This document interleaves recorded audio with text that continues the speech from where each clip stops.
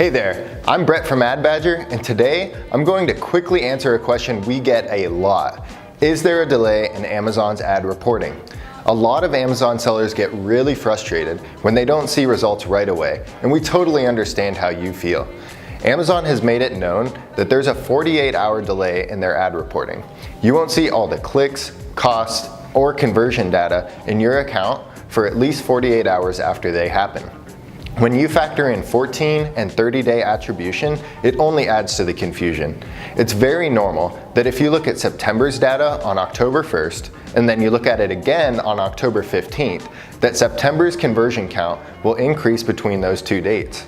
So, don't worry too much if you're seeing some odd data or some missing data from the last 2 days. This has been Brett from Ad Badger, and be sure to like and subscribe, and also comment below if you've ever dealt with this exact same problem before. You can also hop in our Facebook group where we talk about all things Amazon PPC all day, every day. Thanks for watching, and I'll see you in the Badger Den.